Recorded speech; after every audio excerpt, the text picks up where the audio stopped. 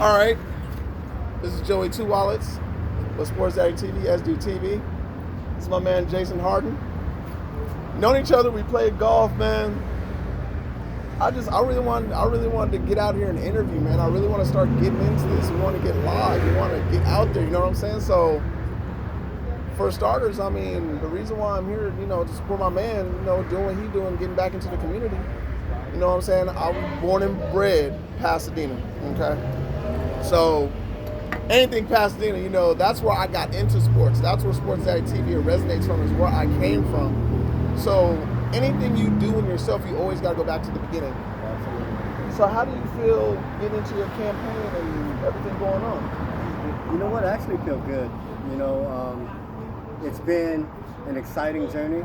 It's been very challenging, but I said it once and I'll say it again, you'll never find greatness in your comfort zone. So to truly achieve greatness, you have to be willing to be uncomfortable.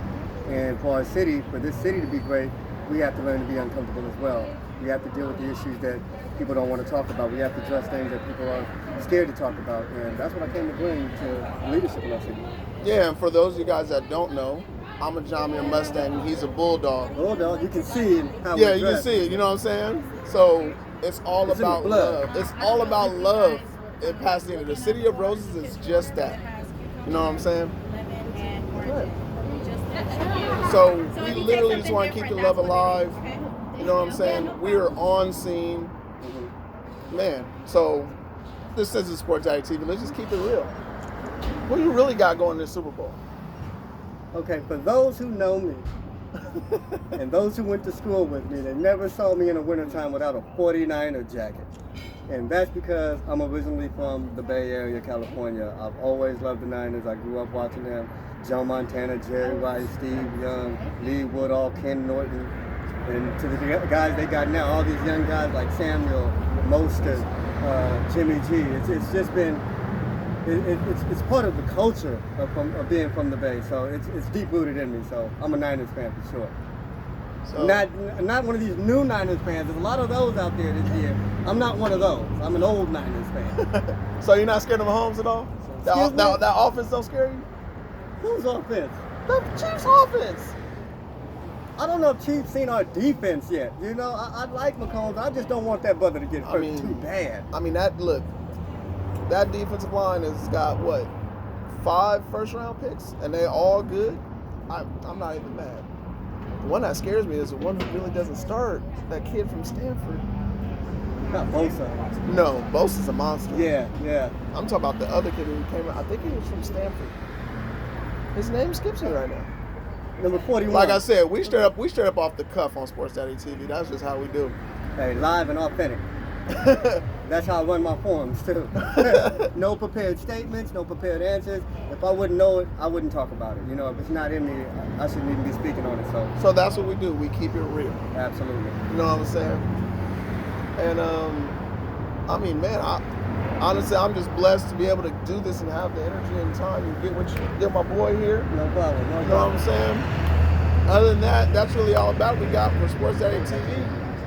This brother had like 9 questions for me before we got I know, here. and I wanted to, but I really want to keep it short and sweet. I remember him. Very authentic. So I'm gonna call him out. If you don't remember him, no, I remember him. Okay. I mean, the reason I was speculating. I had answers for him too. That's what I'm saying. I don't want to waste these answers that I had. The reason why I didn't really want to get. I didn't ask you. I didn't tell you I was gonna get this question, but I've been mulling it over. What is it? Okay, Mamba mentality. Okay. We all know, we all from, LA, California in general, we're all emotionally stricken in one way, shape, or form. Yeah. I'm not in any way, shape, or form a Lakers fan. But what I was a guy, he was always my enemy on the court. You know what I'm saying? I was the guy who hated him. My favorite Kobe moment is when he shot over, people don't remember this, in LA with Brian Grant and them. Kobe is up in the air and floating to the left. D Wade is going with him with his hand up, and all you see is Kobe one hand that drains a 3-pointer at the shot that get the Lakers a win. Still to this day is my favorite Laker moment. Wow. But now that you see really how Mamba mentality, his effect on the court, his effect off the court, how does that affect you as a man in your form and moving forward? Just knowing what state that you're in and how that affects you in general. I think what affects me most is how someone can have that much of an impact. How someone can have that much of an impact out of doing what he does very well.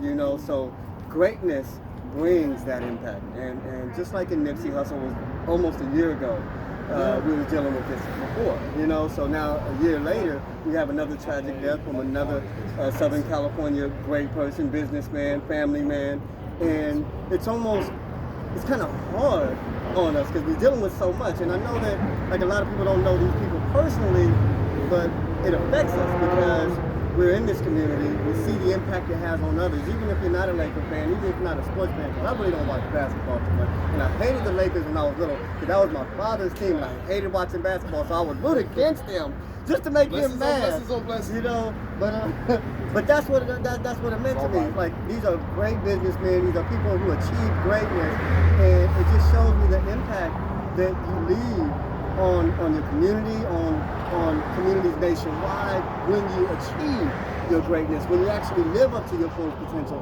And it just shows that nobody can escape death. You know what I'm saying? Nobody can escape those tragic endings.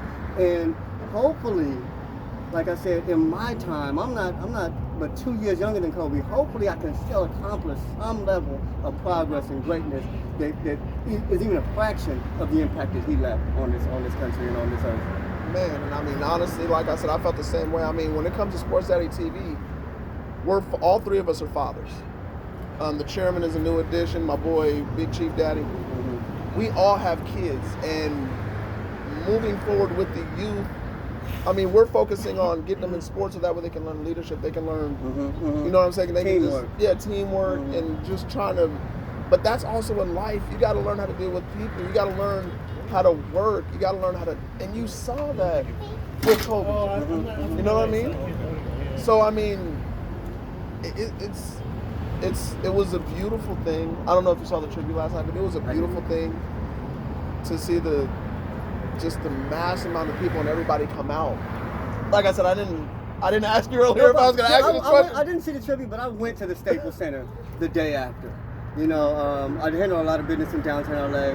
Like I said, downtown LA is almost like a second home. So while I was in that area, I just had to pay my respect. Like I said, not a Laker fan, not an extreme Kobe fan, but I appreciate greatness. I appreciate accomplishments. I appreciate people living to their fullest potential. And I had to pay my respects because the impact was great, and it was very inspirational how this man brought so many people together from so many cultures, so many different backgrounds. Absolutely. Yes, different countries are going. I saw folks looking like, you know, like they family members. No, not even that. Yeah, I seen folks like looking like hardcore gang members, right?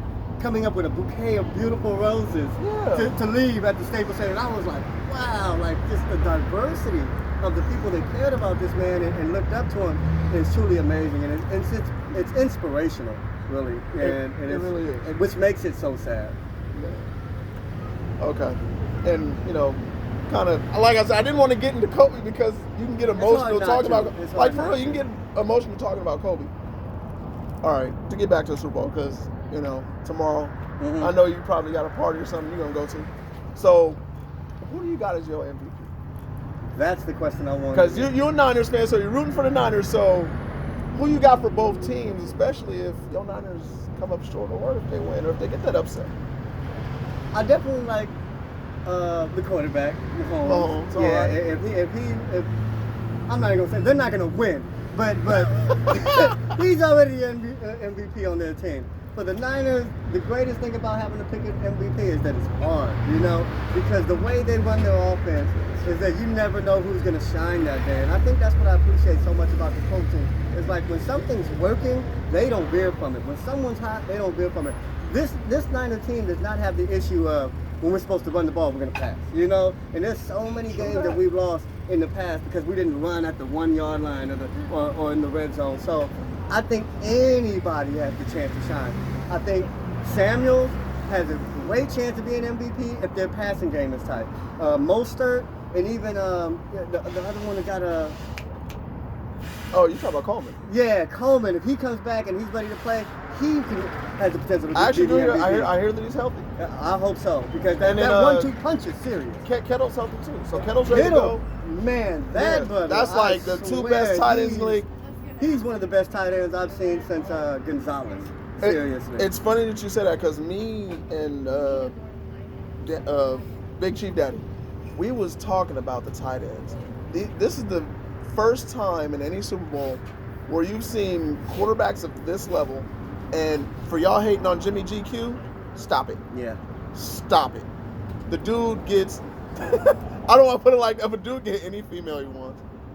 And the dude will get anything on the field he wants. Look, when y'all saw him train under Tom Brady, he has that same work ethic. And it shows on the field. He's meticulous. But he'll take more chances when Tom Brady wouldn't, because Jimmy GQ's arm is better. So that's where he's hesitant. At the same time, everybody's complaining, oh, he only threw 8 passes. Man, they beat the brakes off the Packers in the first quarter. What do y'all want him throwing for? 8 passes, and that's what I love about this Niner team. It's like there's almost nothing they can't do.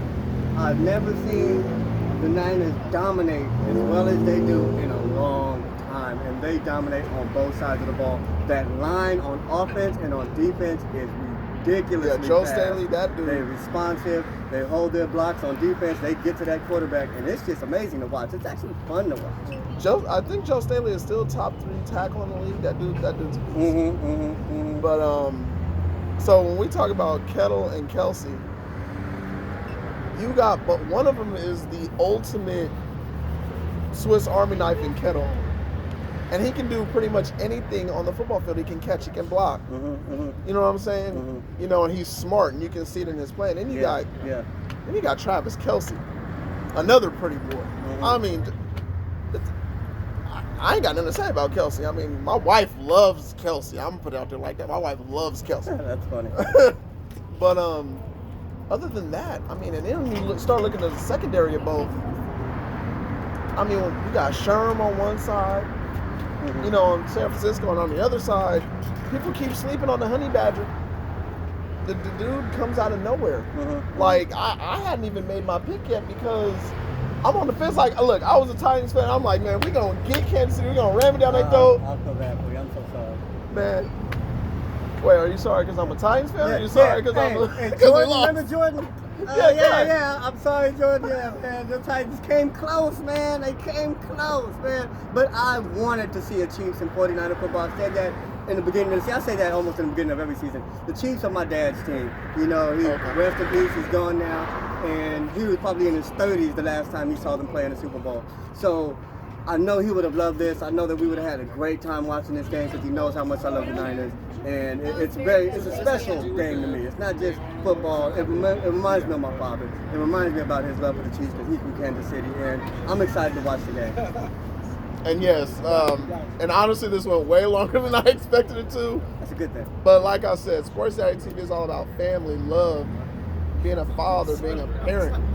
And that's what we really want to promote. And I just want to say thank you. No, thank you. This is our first interview with SportsDaddyTv. I'm glad it was me. I popped the interview cherry.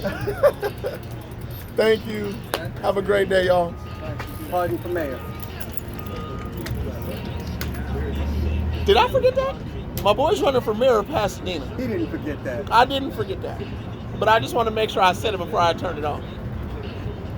Yeah, that's right. Hardin for mayor of Pasadena. All right.